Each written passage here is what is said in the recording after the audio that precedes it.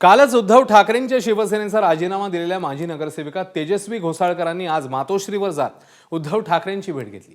या दोघांमध्ये तासभर चर्चा झाली आहे। आपल्या तक्रारी उद्धव ठाकरेंसमोर मांडल्या असं तेजस्वी घोसाळकर यांनी सांगितलेलं आहे। सोबतच आपण गद्दारी केली नसून अद्याप उद्धव ठाकरेंसोबतच आहोत असंही त्यांनी स्पष्ट केलं। आमचे बोलणं झालेलं आहे।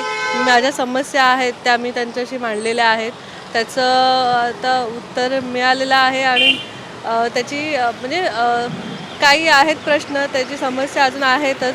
त्याची अपेक्षा करते की ते मला लवकरात लवकर उत्तर देतील, त्याच्यावरून ठरवेल की काय डिसिजन घ्यायचं आहे। तेजस्वी मॅम असं म्हटलं जात होतं की तुम्ही भाजपमध्ये प्रवेश करणार, अजून असं काहीही मी निर्णय घेतलेला नाही आहे।